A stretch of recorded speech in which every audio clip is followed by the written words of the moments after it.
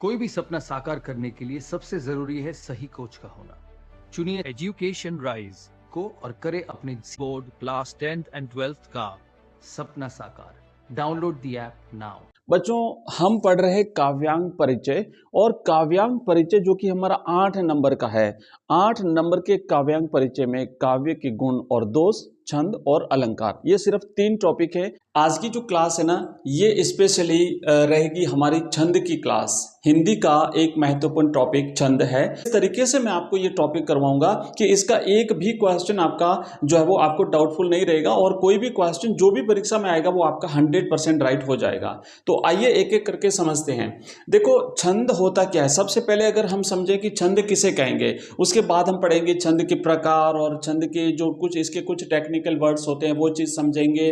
और फिर इसके भिन्न भिन्न जो छंद है, हमारे गीतिका, हरि गीतिका, जो भी सिलेबस में जितने भी हैं वो सब कुछ हम पढ़ने वाले हैं। ढंग से अगर आपने पढ़ लिया ना तो इसका आपका ये जो है वो टॉपिक बिल्कुल क्लियर हो जाएगा, कोई भी डाउट नहीं रहेगा।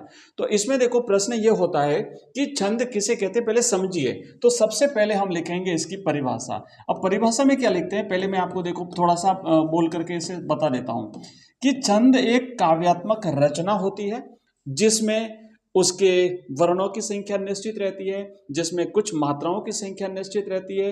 इसमें स्थान विशेष पर यति आती है। यति का मतलब होता है ठहराव। इसका अपना एक लय होता है, मतलब कि संगीतात्मकता होती है, जिसमें एक लय होता है। उस लय के हिसाब से हम उसे गा सकते हैं। और साथ ही साथ उसके अंत में, जो चरण के अंत में एक तुक होता है, वो मिलना चाहिए। तो इतनी सारी चीजें जब ध्यान में रख करके फिर किसी काव्य की रचना की जाती है तो वो एक छंद कहलाता है। अब इसमें क्या होता है, छंद भी अलग अलग प्रकार के होते हैं सारे, तो वो अपन आगे बढ़ते हैं। तो अभी अगर हम परिभाषा लिखनी पड़े कि भाई छंद की परिभाषा क्या रहेगी, तो हम कहें ऐसा लिखेंगे कि जिस काव्य रचना में आप लिखना चाहो तो लिख लीजिए बच्चों, नहीं तो मैं ये पीडीएफ आपको अवेलेबल करा दूंगा। जिस काव्य रचना में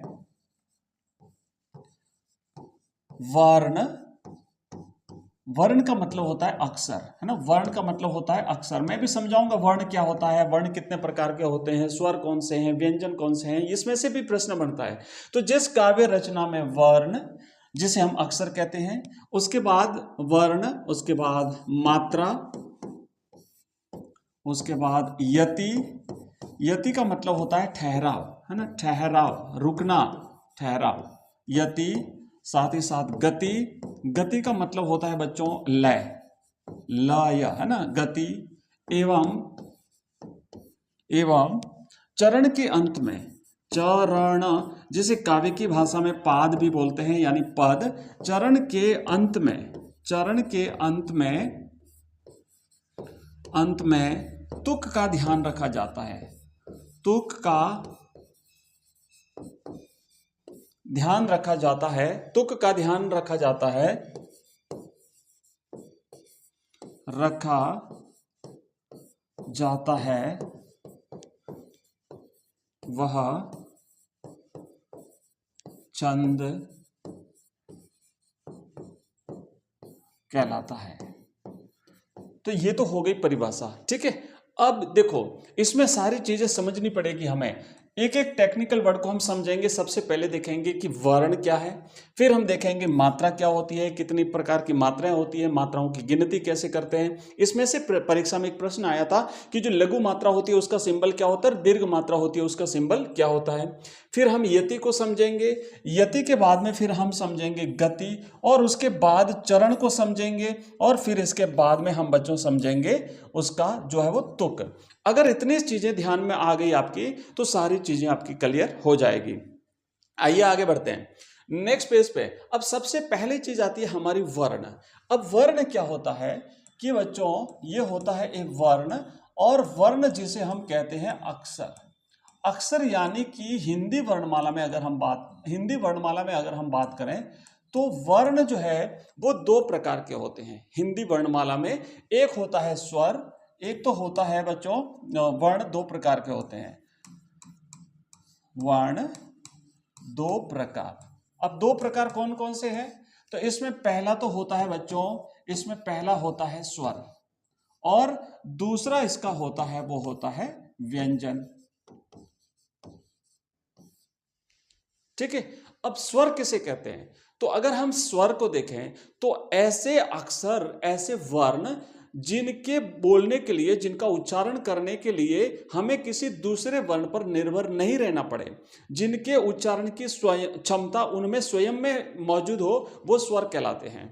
ठीक है, अब जैसे मान लीजिए अ, आ, ई, ओ, ऊ, ये जो है ना, ये स्वर कहलाते हैं। तो इस तरीके से ये तो हो गया हमारा स्वर। अब स्वर में देखो, जैसे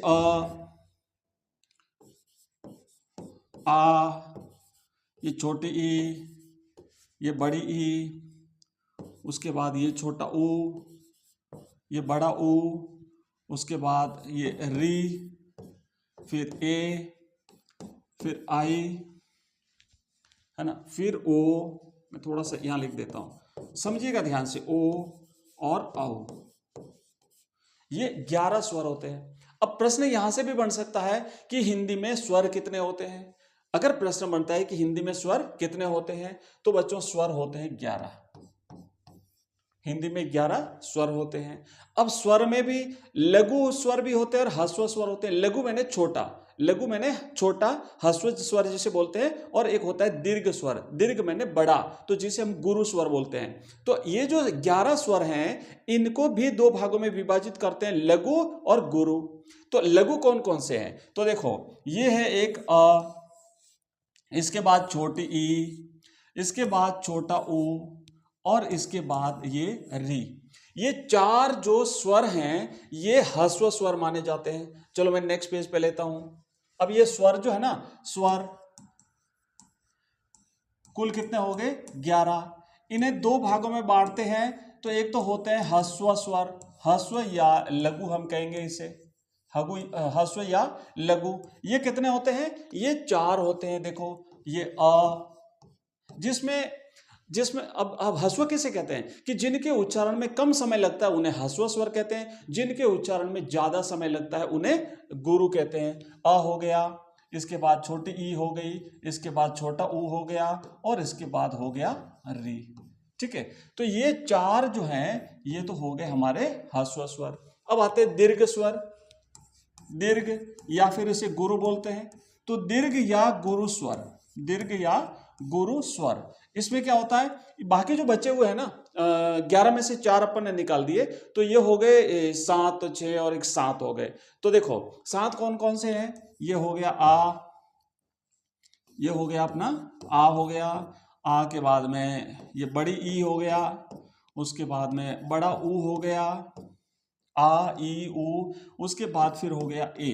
अब ये ए है ना, इसको बड़ा माना जाता है, क्यों, क्योंकि इस पे ये एक ही मात्रा है, ये मात्रा है इस पे, ये इस पे मात्रा है, तो इसीलिए ये दीर्घ माना जाएगा। इसके बाद फिर आई, फिर है ओ, और फिर है आओ।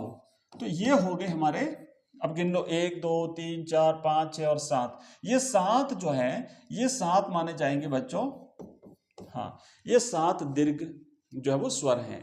तो ये तो हो गया स्वर वाला कंप्लीट। प्रश्न ध्यान से समझना, इतना अगर प्रश्न कैसा भी जब पूछा जाए ना, तो आपका क्लियर होना चाहिए कि हम पढ़ रहे हैं हम पढ़ रहे हैं वर्ण। वर्ण 2 प्रकार के होते हैं, स्वर और व्यंजन। अभी हमने व्यंजन नहीं पढ़ा, हमने खाली स्वर पढ़ा है। तो स्वर में हमने क्या देखा, स्वर किसे कहते हैं कि जिनके उच्चारण की, जिन वर्णों के उच्चारण की क्षमता खुद में ही मौजूद हो, उन्हें हम स्वर कहते हैं। स्वर कितने होते हैं, तो स्वर 11 होते हैं। 11 में से लघु और जो गुरु हैं वो कैसे हैं, तो 4 लघु होते हैं और बाकी 7 के जो वो गुरु होते हैं। लघु कौन कौन से होते हैं और गुरु कौन कौन से होते हैं, ये सारी चीजें हमने सीख ली। अब आती है व्यंजन की बारी। अगर हम देखें कि अक्षरों का दूसरा रूप होता है बच्चों व्यंजन, तो व्यंजन क्या है, अगर प्रश्न पूछा जाता है कि हिंदी वर्णमाला में व्यंजन कितने होते हैं, तो बच्चों 33 व्यंजन होते हैं। व्यंजन कैसे, जैसे कि व्यंजन किसे, पहले तो कहते किसे हैं, तो व्यंजन की परिभाषा ये रहेगी कि जिन वर्णों के उच्चारण के लिए हमें स्वरों पर निर्भर रहना पड़े, मतलब ऐसे वर्ण जिनका उच्चारण स्वरों की सहायता से होता है, उसे व्यंजन कहते हैं। अब देखो जैसे क है, तो क में क्या होता है, मैं दोबारा से यहाँ पे लिखता हूं, अरे भाई मिट जा, हाँ। अब देखो कि जैसे ये क है, अब ये क के नीचे हलंत है, क के नीचे हलंत है, इसका मतलब क्या है, इसमें स्वर नहीं है अभी। तो इसमें अगर हमने जोड़ दिया अ, तो ये हमारा हो गया क। अब ये एक व्यंजन बन गया। अब देखो यहां पे क्या होता है कि जैसे मान लीजिए ये है क और इसमें अगर हमने आ की मात्रा जोड़ दी तो ये हो गया का।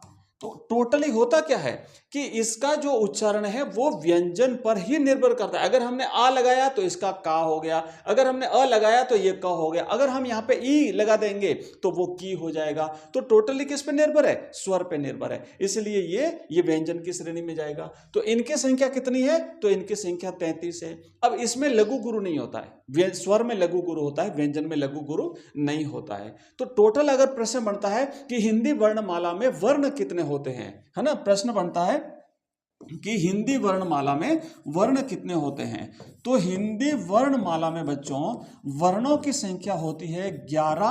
अभी देखो 11 स्वर प्लस 33 व्यंजन, टोटल हो गए 44।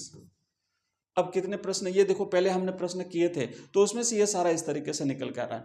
अब इसमें जो है ना व्यंजन है ना, इसको भी अलग अलग संयुक्त व्यंजन अलग होते हैं, और तालव्य, मूर्धन्य, बहुत डिटेल में है, इतना डिटेल में हम नहीं पढ़ेंगे, हमारे काम की चीजें जो थी वो हमने पढ़ ली। तो ये तो हुआ है वर्ण। अब नेक्स्ट आगे बढ़ते हैं, तो अगला हमारा जो टेक्निकल वर्ड आता है बच्चों वो आता है मात्रा। ठीक है, छंदों में दूसरा जो शब्द है वो होता है मात्रा। मात्रा किसे कहते हैं? तो मात्रा की अगर सामान्य परिभाषा अगर हम देखें तो ये होती है कि वर्णों के उच्चारण में लगने वाले समय को मात्रा कहते हैं। अगर परिभाषा लिखना चाहो तो आप लिख सकते हो कि वर्ण मैंने अक्षर, है ना, वर्ण का मतलब होता है बच्चों अक्षर, मैं यहां पे लिख देता हूं, आपको कंफ्यूज नहीं होना है, अक्षर। तो वर्णों के उच्चारण उच्चारण में लगने वाला समय, वर्णों के उच्चारण में लगने वाला समय मात्रा कहलाता है। कैसे कहलाता है मात्रा? अगर मात्रा कहलाता है, ठीक है, अगर कम समय लगेगा, अगर किसी वर्ण के उच्चारण में कम समय लग रहा है इसका मतलब एक मात्रा, अगर किसी वर्ण के उच्चारण में ज्यादा समय लग रहा है इसका मतलब दो मात्राएं। मात्राएं दो ही होती, ध्यान रखना, मात्रा होती है दो, मात्राएं जो है वो कितनी होती है बच्चों? मात्राएं होती है या तो एक होगी, और जो एक मात्रा है उसका सिंबल होता है ऐसे खड़ी पाई, और या फिर होगी दो मात्राएं, और दो जो मात्राएं होती है उसका सिंबल होता है ये एस की आकृति। ठीक है, ये जो सिंबल है ये एक मात्रा, इसे हम कहते हैं ह्रस्व, और ये है ये दीर्घ मात्रा जो संख्या जिसकी दो है, इसे हम दीर्घ कहते हैं, इसे हम गुरु मात्रा भी कहते हैं। तो मात्रा क्लियर हुआ कि मात्रा कहते किसे हैं। जैसे मान लीजिए हमें बोलना है क, जैसे हमें बोलना है जैसे क, और एक है हमारा का। अब देखो क, का, की, तो पहले वाले में कम समय लग रहा है, और जितना इसमें समय लग रहा है इसका जस्ट डबल समय इसमें लग रहा है, तो ये दीर्घ हो गया, ये छोटा हो गया। जैसे आ, तो अ कम समय लग रहा है, आ में ज्यादा समय लग रहा है। फिर अपन कहते हैं छोटी ई और बड़ी ई, तो छोटी बड़ी नहीं, ई ऐसे बोलेंगे, ई, तो ई में कम समय छोटी वाली में, और बड़ी वाली में डबल समय लगता है। तो ऐसे होती है मात्राएं छोटी और बड़ी।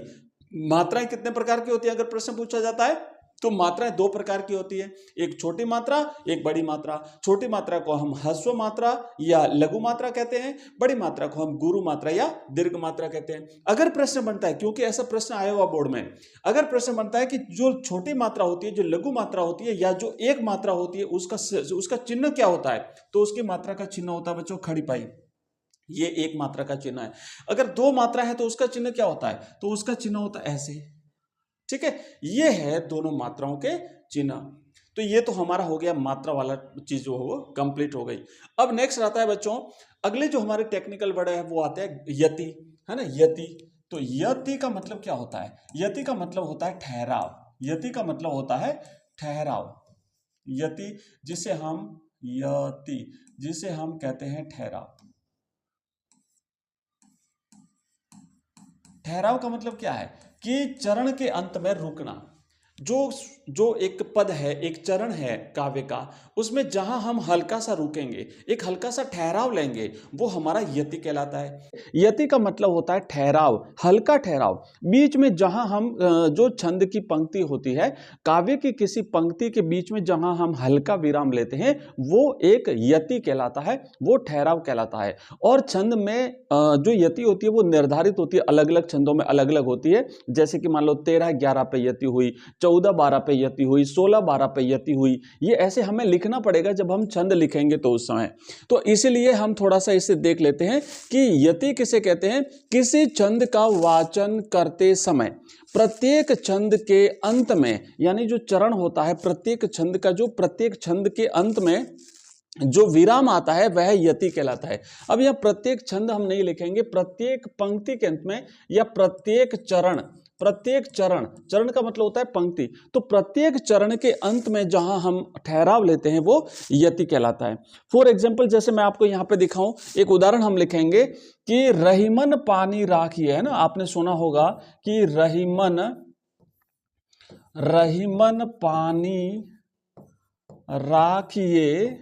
रहीमन पानी राखिए, बिन पानी सब सोन, बिन पानी सब सोन। अब आप इसे ध्यान से देखो, यहां पे एक हल्का विराम आया है और फिर हम यहां पे रुकेंगे, या फिर इसे इस तरीके से कर सकते, एक लाइन यहां पे ऐसे 2 लाइन। तो क्या लिखा हुआ है कि रहीमन पानी राखिए, हल्का सा रुके, बिन पानी सब सोन।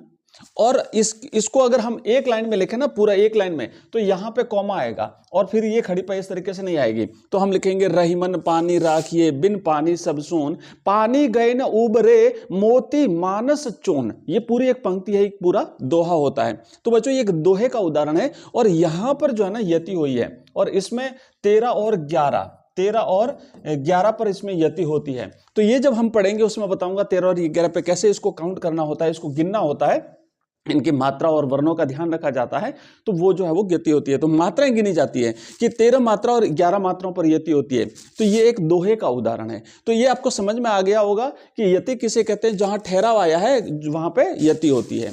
अब देखो आगे बढ़ते हैं, और अब आता है हमारा नेक्स्ट जो पॉइंट होता है वो आता है गति। मतलब छंद के अंदर जो टेक्निकल चीजें आती है वो हम समझ रहे हैं। इजी तरीके से समझ लीजिए, आपको कोई डिफिकल्टी नहीं होगी, छोटे छोटे प्रश्न यहां से बन सकते हैं।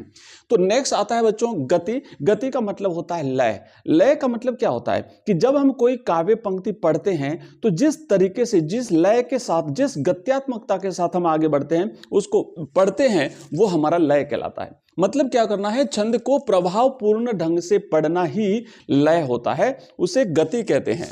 इससे क्या होगा, इससे काव्य में संगीतात्मकता, इससे क्या होगा, इससे काव्य में संगीतात्मकता और ध्वन्यात्मकता आती है। मतलब एक गीत की तरह हम इसे गाते हैं, है ना, आती है, एक ध्वनि निकलती है, एक संगीत की तरह हम इसे गाते हैं। उदाहरण के तौर पर आप यहां पे देख सकते हैं बच्चों, लिखा हुआ है क्या कि बरखा काल मेघ नभ छाए, बरखा काल मेघ नभ छाए। तो हमने देखो यहां पे ये अपना ठहराव हो गया, इसे यति भी हो गई, एक इसका लय हो गया, तो इस लय के साथ हमने इसे गाया तो ये गति भी हो गई। तो इस तरीके से ये यति और गति दोनों होती हैं। नेक्स्ट आगे बढ़ते हैं अगले पॉइंट की तरफ। और अब यहां पे आता है एक शब्द है तुक। तुक किसे कहते हैं, तो देखो क्या होता है कि छंद के चरणों के अंत में, यानी पंक्ति जब समाप्त होती है तो अंतिम ध्वनि जो होती है, वो ध्वनि जब एक जैसी होती है तो वो तुक कहलाता है ना, उसमें समानता हो। ध्वनि के अंत में पंक्ति की अंतिम पंक्तियां जो होती है छंद की, अगर उनमें समानता है तो वो जो है वो तुक कहलाती है। अब कई बार समानता नहीं भी होती है, तो जिनमें समानता होती है वो तो तुकांत छंद कहलाता है, और जिनमें समानता नहीं होती है वो अतुकांत छंद कहलाता है।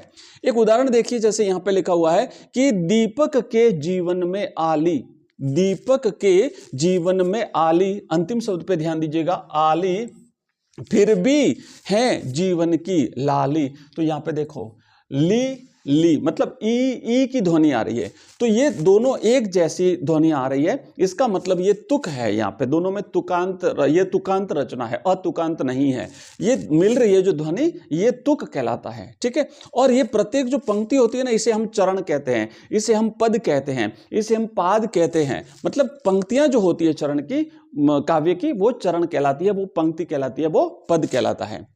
तो ये आपको तुकांत समझ में आ गया। और आगे देखो, अब है चरण। तो हमने देखा ना कि जो छंद की जो पंक्ति होती है वो चरण कहलाती है। पंक्ति को चरण कहा जाता है, कहा जाता है, ठीक है। और इसे बच्चों हम क्या कहते हैं, इसे पद भी कहते हैं। ये पद है तो इसे पद भी कहते हैं।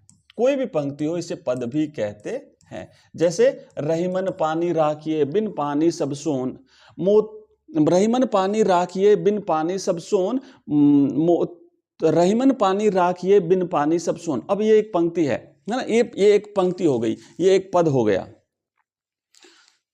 हाँ, अब देखो आगे बढ़ते हैं। तो ये हमारा चरण भी हो गया। उसके बाद देखो यहाँ पे नीचे आगे बढ़ते हैं, गण किसे कहते हैं। अब एक और टेक्निकल वर्ड आता है, गण। तो बच्चों गण क्या होता है, तीन जो वर्ण होते हैं, तीन वर्णों का समूह जो है वो गण कहलाता है ना। तीन वर्णों का समूह जो है वो गण कहलाता है, ठीक है। तो तीन वर्ण होते हैं, तीन वर्णों का एक समूह होता है, वो गण कहलाता है। और अगर इनकी संख्या आती है कि भाई गण कितने होते हैं, तो गणों की संख्या होती है बच्चों 8 गण होते हैं, है ना। यगण, मगण, तगण अभी हम लिखेंगे। अब ये जो गण है ना, इसको याद कैसे रखें, 8 गण क्रम से कैसे याद रखें, तो इसका सूत्र होता है, आप इसे याद रख लीजिए, य मा ता रा ज भा न स ल गा। य माता राज भान स ल गा, ये है सूत्र। किसका सूत्र है बच्चों, ये गण याद करने का सूत्र है। और इस सूत्र को अगर आपने याद कर लिया तो आपके गण हो गए कंप्लीट। फिर आपको कुछ भी याद रखने की आवश्यकता नहीं पड़ेगी। क्रम से हम इस तरीके से लिखेंगे। अब यहां पे क्या होता है, 3-3 का समूह बनता है, शुरू से लेके 3-3 का समूह बनता जाएगा। और जहां जहां जैसे आ की ध्वनि है तो यस का मतलब क्या, इस पे 2 मात्रा रहेगी, ता है तो इस पे 2 मात्रा रहेगी। और जहां जहां एक है वहां 1 मात्रा, जहां जहां 2 है वो 2 मात्रा। जैसे मान लीजिए पहला गण बनेगा य माता, है ना, पहला गण बनेगा, पहला गण जो है वो बनेगा य गण। अब शुरुआत में 3 का एक जोड़ा बनाना है ना, शुरू में 3 का जोड़ा, तो शुरू में 3 का जोड़ा बनेगा य माता, तो ये एक गण हो गया, मतलब ये गण, चूंकि अगला वर्ण क्या यह है तो ये गण हो गया। दूसरा फिर गण, फिर यहां से समूह बनेगा, है ना, यहां से समूह बनेगा यहां तक, तो दूसरा बनेगा मगण क्योंकि म है। फिर तीसरा बनेगा यहां से त से, ये तगण। फिर बनेगा यहां से 3-3 लेना है, 3 से ज्यादा नहीं लेना, 3 से कम नहीं लेना है, 3-3 का ऐसे समूह बनेगा। और न पर आएंगे और स पर आएंगे। और अब ल, अब चूंकि आगे 2 ही है, 3 नहीं है, तो 3 नहीं है तो पूरा गण नहीं बनेगा, इसलिए हम यहां तक बनाएंगे। तो हमारा अंतिम गण होता है सगण, पहला गण होता है यह गण। तो अब देखो इनको क्रम से एक बार हम लिखते हैं, है ना, क्रम से लिख देते हैं कि जैसे मान लीजिए हम क्रम से यहां से लिख देंगे, पहला गण हो गया अपना, हाँ ये हो गया पहला गण। तो देखो पहले में लिखेंगे, पहला हमारा हो गया बच्चों य गण, है ना, य माता से शुरू होता है ना, तो ये हो गया य गण। फिर हो गया म गण, ठीक है। ऐसे क्रम से लिखते जाएंगे, यगण, मगण, तगण, रगण, जगण,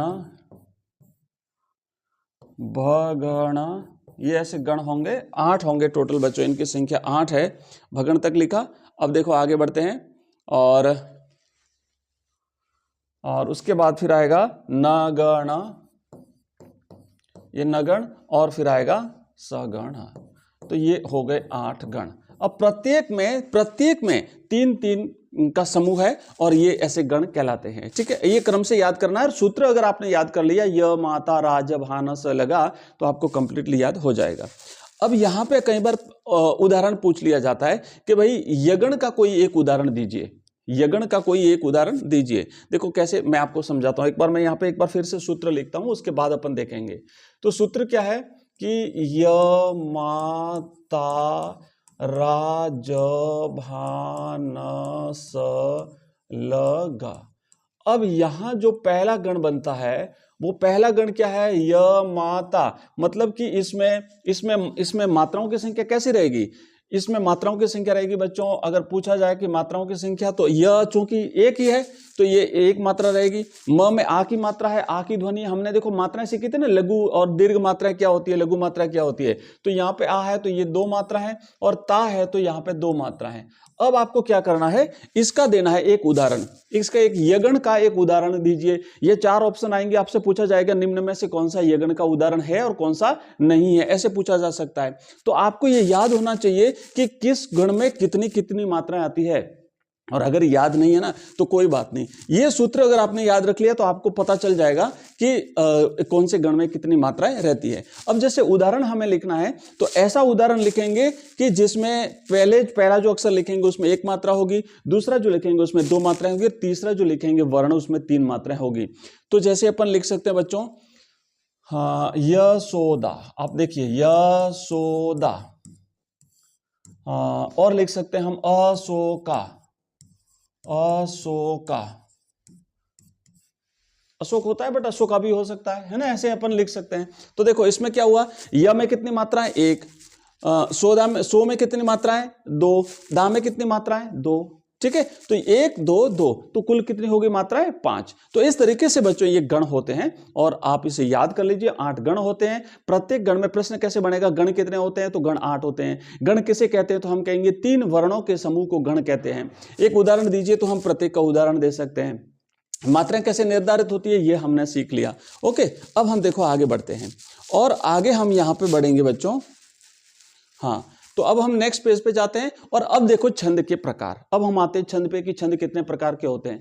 तो वैसे अलग अलग प्रकार के होते हैं, जैसे मात्रिक छंद होता है, वर्णिक छंद होता है, उभय चरण होता है। उभय मतलब जहां मात्राओं और वर्णों दोनों का ध्यान रखा जाता है, वो उभय चरण होता है। और फिर जो है वो एक आता है मुक्त छंद या स्वच्छंद छंद कहते हैं, जहां पे मात्रा वर्ण किसी का भी ध्यान नहीं रखा जाता है, वो होता है मुक्त छंद। जैसे प्रश्न पूछा ना कि पतंग कविता अपने हिंदी कंपलसरी में, जैसे पतंग कविता आलोक धनवा साहब की में कौन से छंद का प्रयोग हुआ है, तो उसमें मुक्त छंद का प्रयोग हुआ। मतलब छंदों का जब ध्यान नहीं रखा जाए, मात्रिक छंद वर्णिक छंद किसी का भी, और फिर जो है वो एक लय के साथ जब उसकी रचना की जाती है तो वो मुक्त छंद कहलाता है। तो उसको भी पढ़ेंगे।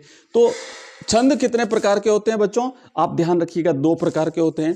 पहला होता है मात्रिक छंद और दूसरा है वर्णिक छंद। अब इसका उपविभाजन किया जाता है ना, उपविभाजन किया। अब देखो वर्णिक के भेद कितने हैं ये हम आगे बढ़ेंगे अभी। वर्णिक छंद के 2 प्रकार के होते हैं, इसके 2 भेद हैं, लेकिन उसका उपविभाजन किया जाता है। तो उपभाग ऐसे होते हैं कि इसमें मात्रिक छंद में भी 3 और वर्णिक छंद में भी 3, सम, अर्धसम और विषम। जैसे सम मात्रिक छंद, तो सम मात्रिक छंद किसे कहते हैं, ऐसे मात्रिक छंद जिसके सभी चरणों में, या यूं कह सकते हैं चारों चरणों में जब मात्राओं की संख्या समान हो, जैसे 26 26 26 या 24 24 24 या 28 28 28, तो वो सम मात्रिक छंद कहलाता है। जैसे चौपाई है, गीतिका है, हरि गीतिका है, ये सभी क्या है, ये सम मात्रिक छंद है। अब प्रश्न अगर बनाने वाला हो ना बच्चों, तो यहां से भी बना सकता है कि निम्न में से सम मात्रिक छंद कौन सा है, निम्न में से अर्ध सम मात्रिक छंद कौन सा है, निम्न में से विषम मात्रिक छंद कौन सा है। इसी तरीके से यहां पर पूछा जा सकता है। तो ये सारी चीजें आपको ध्यान रखनी पड़ेगी। तो सम मात्रिक छंद होता है चौपाई, चौपाई मतलब जिसके 4 पांव यानी 4 चरण होते हैं। फिर आता है गीतिका, फिर आता है हरि गीतिका। ये एक एक करके पढ़ेंगे हम, जो जो अपने सिलेबस में वो सारी चीजें पढ़ेंगे। अर्धसम में दोहा होता है, सोरठा होता है। अर्धसम में क्या होता है कि 2 चरणों में, 2 चरणों का जोड़ा बनता है, पहले और तीसरे में, और दूसरे और चौथे में जब वर्णों की मात्राओं की संख्या समान हो तो वो सम मात्रिक छंद कहलाता है, और अगर वर्णों की संख्या समान हो तो वो सम वर्णिक, अर्ध सम वर्णिक छंद कहलाता है। और मात्राओं की संख्या अगर पहले तीसरे और दूसरे चौथे में समान है तो वो अर्ध सममात्रिक छंद कहलाता है। इसी तरीके से विषम छंद होता है जो छप्पय, छप्पय का मतलब होता है जिसके 6 पांवों 6 चरणों का पद होता है एक, और कुंडलियां। तो ये है मात्रिक छंद और विषम मात्रिक छंद। अब देखो थोड़ा सा हम समझेंगे मात्रिक छंद। मैंने आपको बता दिया कि जिसमें जिस काव्य रचना में मात्राओं की संख्या को ध्यान में रख करके उसका निर्माण किया जाता है तो वो होता है मात्रिक छंद। और फिर होता है वर्णिक छंद। किसे कहते हैं? तो जिसमें वर्णों की संख्या नियमित और निर्धारित होती है वो होता है वर्णिक छंद। अब वर्णिक छंद की अगर बात करें तो इसके दो भेद होते हैं बच्चों। वर्णिक छंद के दो भेद होते हैं। पहला तो होता है साधारण वर्णिक छंद और दूसरा होता है दंडक वर्णिक छंद।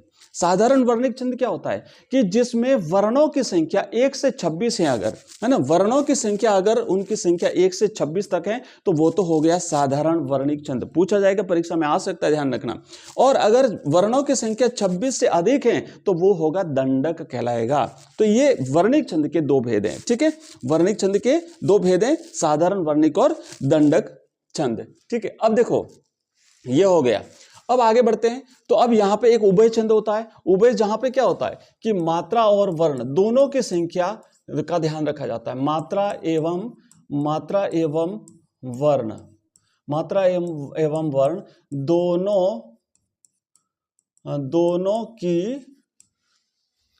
दोनों की संख्या निर्धारित होती है। ठीक है, तो ये होता है उभय। निर्धारित होती है। ओके, ये तो हो गया उभय। और मुक्त छंद किसे कहते हैं? जिसमें मात्राओं और वर्णों की संख्या का ध्यान नहीं रखा जाता है। ऐसे ही जब कोई काव्य रचना बना ली जाती है, जैसे मान लीजिए पतंग कविता याद करिए, क्या लिखा है कि तेज बौछारें जो गिरने की संभावना थी वो समाप्त हो गई। तो भादो गया हुआ सवेरा, खरगोश की आंखों जैसा लाल सवेरा।